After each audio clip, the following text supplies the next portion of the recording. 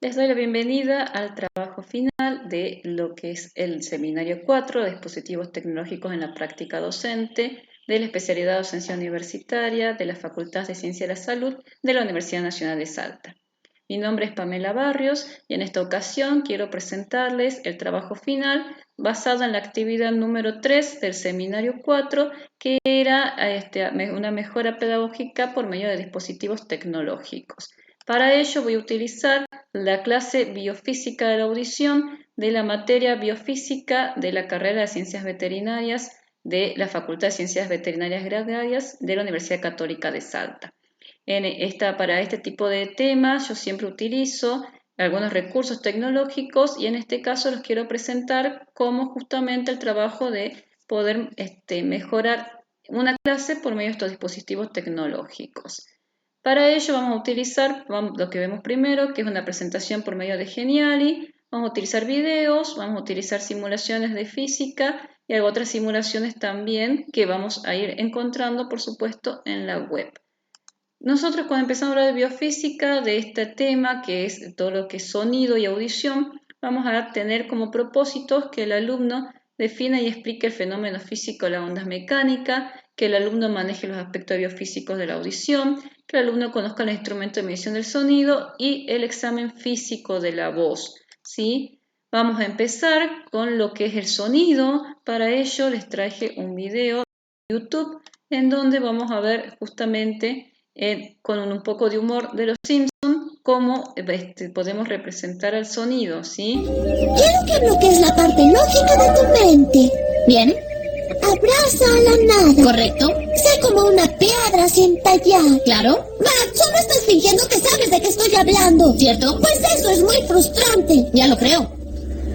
Bart, descifra este acertijo. ¿Qué es el sonido de la palma de una mano? Ese es fácil.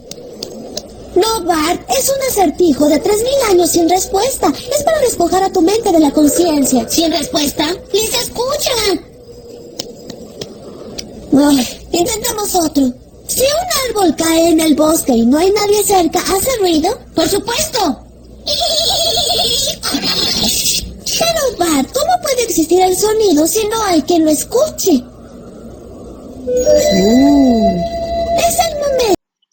Bien, acá un poco con los Simpsons lo que quiero ejemplificar es que, como dice justamente Lisa, si no hay quien lo escuche, ¿sí? No existe el sonido. Entonces lo que solo tenemos que interpretar primero es que el sonido es una onda mecánica longitudinal que se propaga por un medio. Ese medio es elástico, generalmente es agua o aire, ¿sí? Y para que esa onda se convierta en sonido audible tiene que haber un receptor que tenga justamente, en este caso de los mamíferos, lo que es el sentido del oído, es decir, el oído externo, interno y medio, correctamente funcionales para poder interpretar la onda y convertirla en sonido, ¿sí?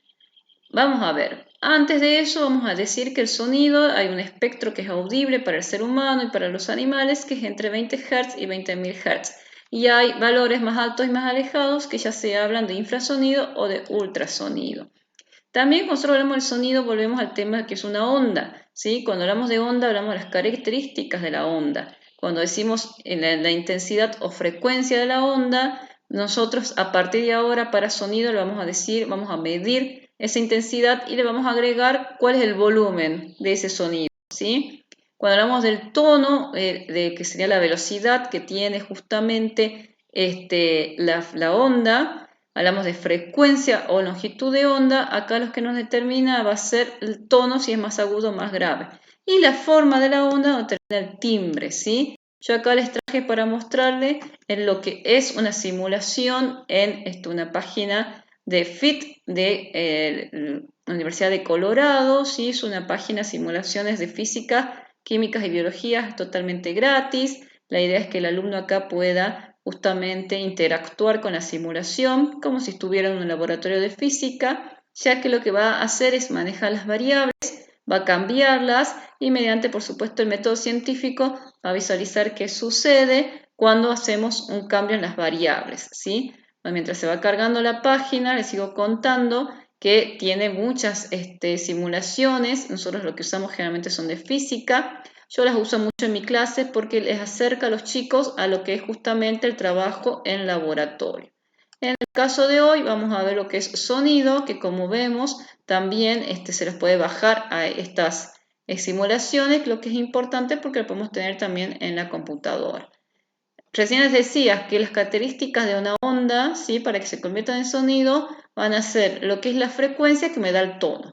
Si escuchamos, vemos que si yo bajo la frecuencia, el tono se hace más grave. Y si yo aumento la frecuencia, el tono se hace más alto. No sé si lo pudieron percibir correctamente, espero que sí, porque esta es una simulación que por supuesto tiene sonido. Después decíamos amplitud. Nosotros a partir de ahora cuando hablamos de amplitud hablamos de volumen. ¿Sí? Entonces aumentamos la amplitud de la onda y vamos a cambiar el volumen. Ahora lo podemos visualizar.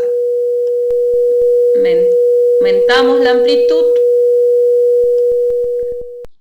Disminuimos la amplitud, disminuye el volumen de la onda, ¿sí? Acá también, como les decía, que es como un laboratorio, podemos medir la onda, podemos ver qué sucede cuando hay interferencias de dos fuentes, cuando hay reflexión de la onda, es decir, cuando cambia del medio por el que se está desplazando. Y también lo que podemos ver acá es, por ejemplo, el fenómeno que siempre se habla de lo que es, ¿sí?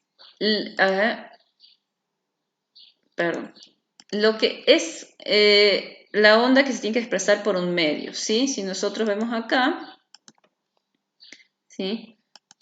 Bueno, a ver, en este caso, ahí está, perdón. Si nosotros vemos acá, vemos que hay un sonido, le vamos quitando el aire a la caja, ¿sí? ¿Qué significa esto?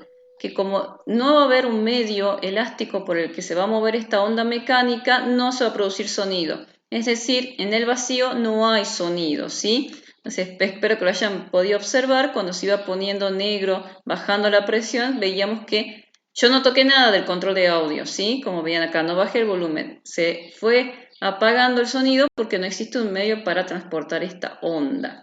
Esto es importante de entender y me parece muy útil el uso de las simulaciones para que se pueda comprender mejor este uso de lo que es justamente las características de la onda, ¿sí? Esta clase está formada por una clase presencial mucho más larga, pero que nosotros vamos a hacer brevemente como una introducción en este video del trabajo final. Mecanismo de la audición. Para hablar del mecanismo de la audición vamos a decir que el oído es un traductor electroacústico altamente sensible que transforma las fluctuaciones de presión acústica en pulsos en el nervio auditivo. Estos pulsos se llevan al cerebro y los interpreta e identifica. Para ver esto también les traje un video justamente de YouTube, que son los videos de descarga gratuita o para que los podamos ver a nivel público, que también está interesante porque nos resume un video de 3 minutos, ¿sí? Nos resume todo lo que es la parte fisiológica de cómo se va transformando la onda en sonido. ¿Por qué utilizo estos videos? Estos videos primero son justamente seleccionados por mí o por el cuerpo docente de la materia para que tengan la formación científica necesaria, que sea una información fidelina para que estudie el alumno y sobre todo porque, ya vamos a ver acá, lo que tiene es las animaciones, las gráficas que nos brindan en 3D. Sí, bueno, cargando, a ver, vamos a cargarlo de nuevo.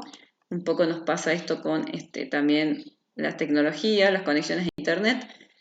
Y lo que provoca es que justamente al ser en 3D sea más sencillo interpretar el fenómeno, ¿sí? En este caso un fenómeno fisiológico, que si estamos hablando de una fotografía en 2D. Este puede dar herramientas para dar al alumno conceptos que no se resumen en 3 minutos, pero que ayudan a ir comprendiendo cada uno de estos procesos, en el caso del proceso de lo que es transformar la onda mecánica en sonido, ¿sí?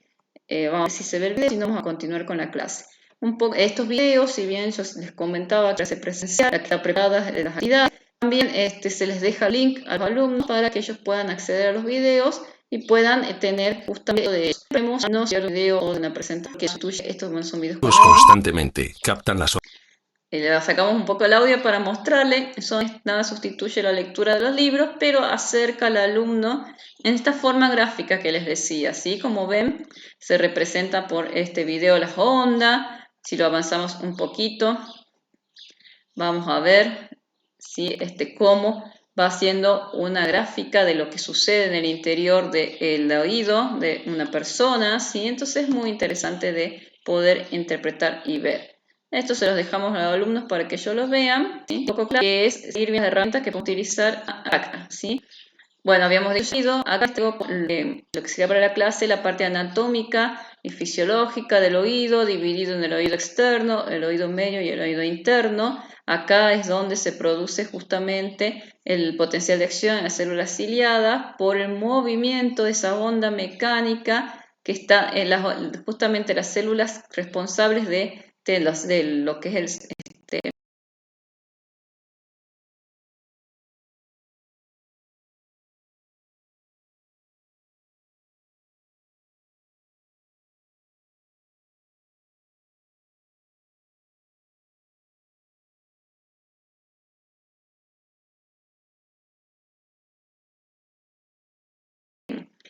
el sentido del oído se llaman células ciliadas o pilosas y estas están rodeadas por una endolinfa, que es un líquido que cuando llega la onda mueve la endolinfa, eso provoca un movimiento y que se conecte con el neurotransmisor que lleva el cerebro.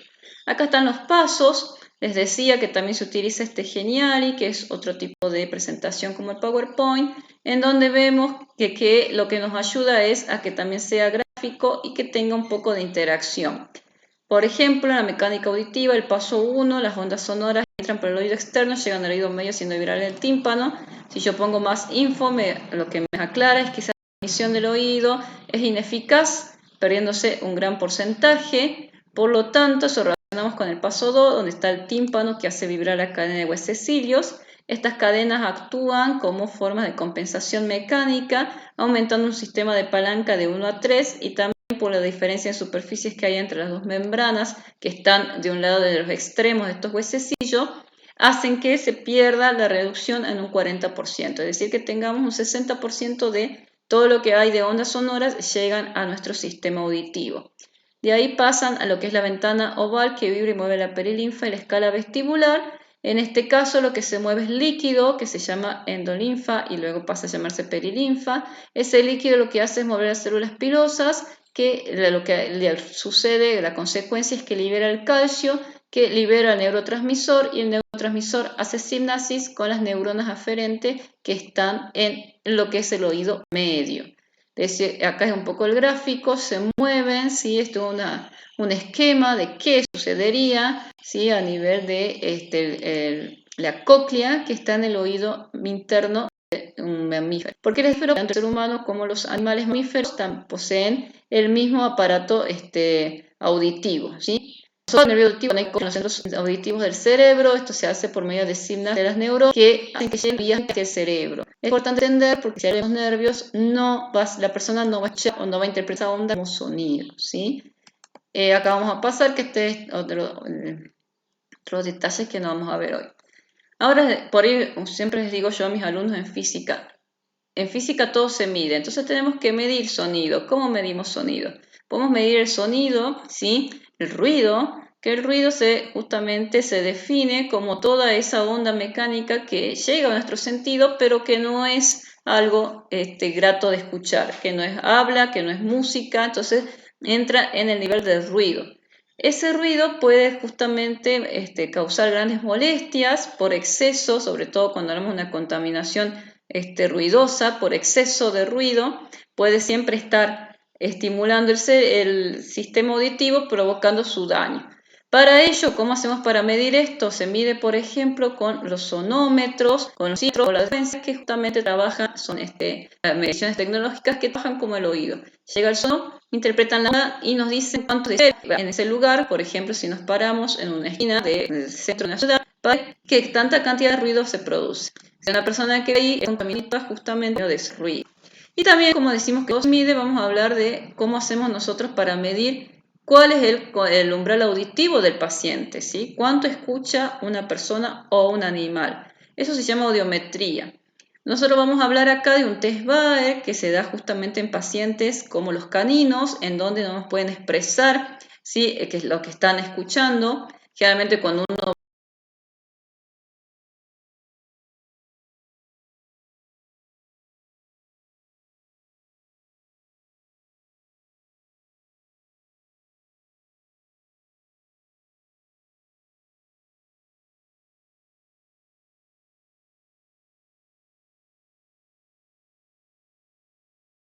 va a lo que es para tomar la licencia del carnet de conducir, no hacen estos tipos de test, nos ponen unos audífonos y nos dicen cada vez cuando escuchan el clic levanten la mano. Bueno, eso no podemos hacerlo con los pacientes que no van a responder, así que lo que se hace es justamente un método cuantitativo que consta de colocar electrodos, ¿sí?, en el cráneo y las orejas, transmitir estímulos auditivos a medios de clic por medio de auriculares que están en los oídos. Si el oído justamente tiene intacto todo lo que es el oído externo, el medio, va a llegar esos sonidos. Si está intacto el oído interno, que es justamente la conexión neuronal que existe entre el oído interno y el cerebro, en el cerebro, en la corteza cerebral, va a haber un registro de una actividad, ¿sí? Ese registro, como vemos acá en estos gráficos, lo que vemos, por ejemplo, oído derecho, oído izquierdo de un paciente, que es el A,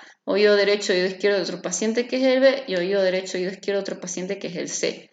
Si yo observo que se produce el estímulo y produce una respuesta en forma de unas ondas, ¿sí?, en lo que se llama un electroencefalograma, en el paciente A, en ambos oídos, significa que tiene justamente su sistema auditivo normal, ¿sí?, o en los parámetros normales.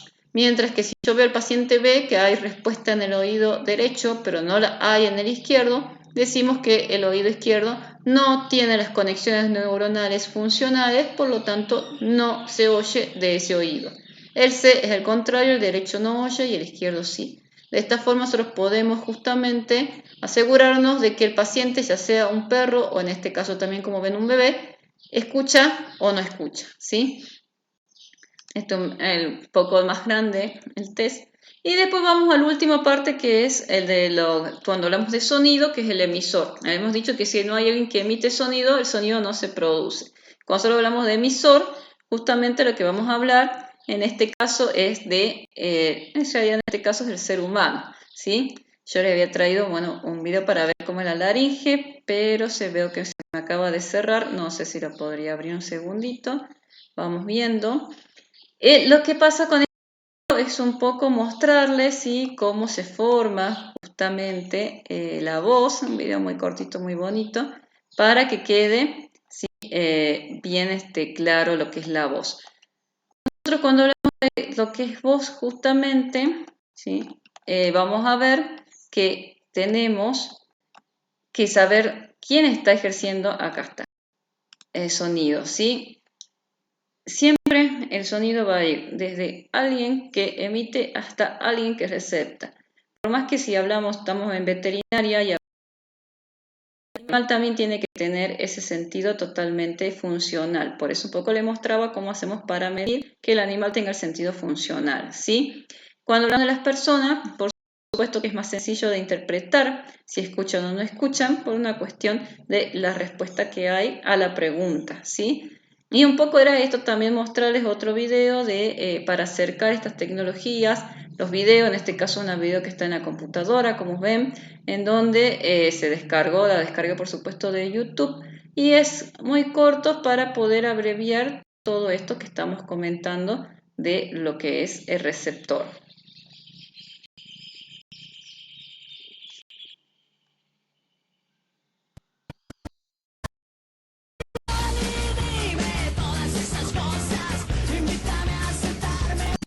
¿Alguna vez te has preguntado cómo es que puedes hablar o en este caso cantar? Bienvenido a El Aparato Fonador. Soy Noriko. Justo aquí en tu garganta está la laringe y dentro de ella está tu aparato fonador. Este está constituido por cartílagos, articulaciones, membranas y músculos debajo de todo ello para sostenerlo bien. Justo aquí hay unos pliegues que permiten la entrada y salida de aire. Los de acá se llaman cuerdas vocales falsas y los de acá cuerdas vocales reales. Las cuerdas vocales reales son las que se unen más para poder provocar el sonido y las falsas las que están enfrente. Mira, así es como lucen dentro de tu aparato fonador. Cada vez que pasa el aire por tus cuerdas vocales, estas vibran provocando el sonido. Fíjate en el experimento que se hizo con esta chica. Se le pidió que pronunciara la letra I.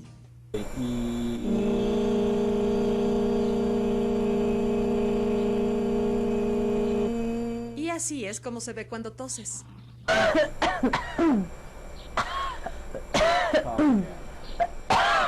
Happy birthday to you.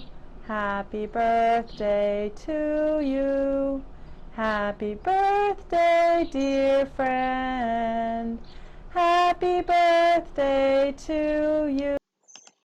Me pareció sumamente este video porque, aparte de la brevedad, que siempre es bueno ser breve, cómo podemos ver por medio de esa endoscopía cómo se mueve, ¿sí? Lo que es el aparato justamente emisor, que es la laringe, con las cuerdas vocales.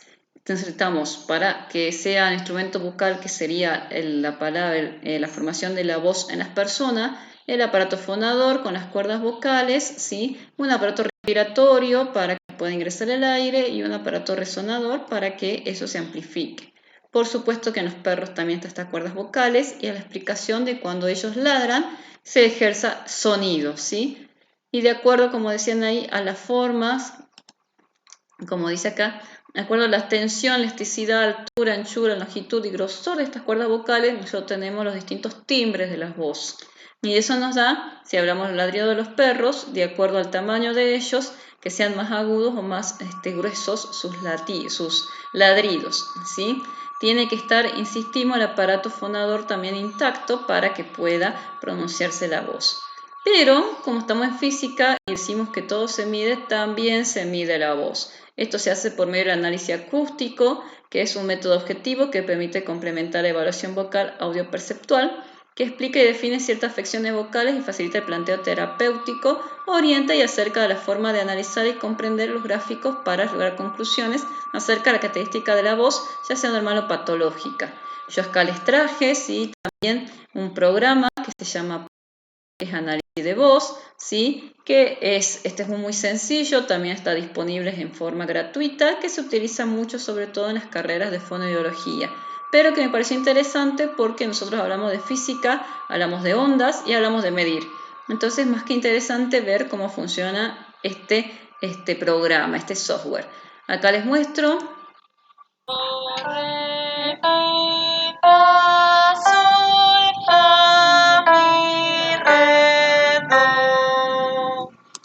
Entonces lo que vamos viendo es que el dibujo que está acá presente, ¿sí?, son las distintas longitudes y amplitudes de las ondas que me van determinando cada una de las notas en la escala musical. Entonces, cuando nosotros queremos saber si una persona tiene una buena fonación, hacemos, por ejemplo, el estudio con este tipo de programas para ver si es correcta la forma en la que se está, digamos, cuando ellos hablan, si la longitud de onda que representa es correcta, ¿sí?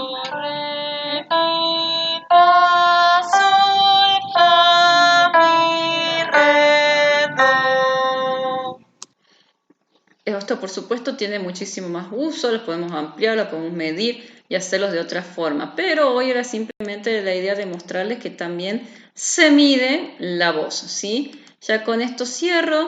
Les agradezco su tiempo, muy agradecida por el espacio acá en este seminario. Espero haya sido su agrado.